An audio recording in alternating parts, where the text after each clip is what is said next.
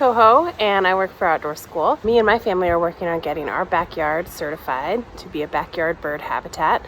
So we're gonna take a tour today and see how we're doing. I wanna point out that I live on a really busy street. The bus still goes by, we still hear planes. There's lots of delivery trucks, but it's still really possible to see a lot of cool birds. Let's see what we can figure out and check out whether or not our backyard should be certified or not. So one thing that you need if you want to start looking at a backyard bird habitat is a whole bunch of native plants. I don't know all the native plants in Oregon, but I know there's a lot. Think about plants that might grow out in an outdoor school site when you're walking on the trails, or plants that might grow in some of the wild corners when you're driving around town that are not blackberry. Things you might see if you've driven out to the gorge on the side of the road or driving over Mount Hood. Plants that just kind of grow naturally here in Oregon and Portland. Let's take a look at what we have. So here we have a sword fern. You definitely see those in an outdoor school site. Some miner's lettuce, snowberry. I can't remember what this one is. A whole bunch of miner's lettuce. And we even, down here, have some fringe cup and bleeding heart. Again, things that you would definitely see out at an outdoor school site. Now, how many of these plants would you do? Let's break out the puppy scale.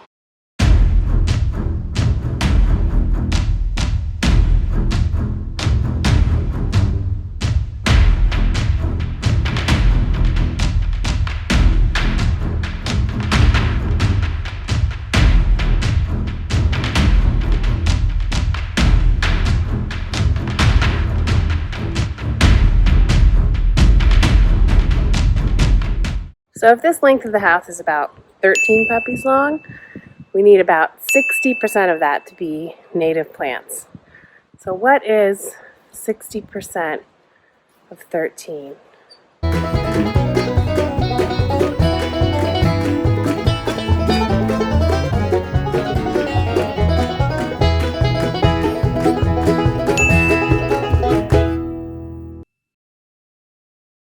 All right, so this is the area that we're really trying to focus all of our native plants, planting that 60%. We have sword fern and oxalis. We also have some plants in here that are not native, like that hydrangea. Flowering red currant. You might see those out at sight. I definitely see those on the side of the road a lot. Again, this is just a plant that we like. Hellebore.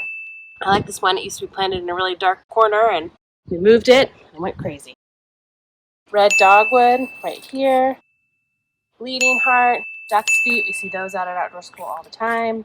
And again, some flowers I like, some peonies, just because I like them. And then this one, elderberry. You see these at sight all the time. Again, I've already harvested a bunch of limbs today, so we can use them for elderberry beads next fall. And then this monster right here, we call Sideshow Bob.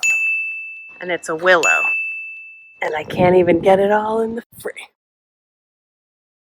Something that birds need in their habitat is different stories. And so when I think about stories of a house or stories of an apartment building, 1-story, 2-story, 3-story buildings. And that's the same in a habitat or a forest. There's all different types of layers. And so once again, let's break out the puppy scale.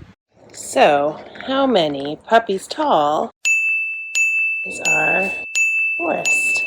Now that Gus is done modeling, he's enjoying this lazy sunny afternoon. Good boy, Gus.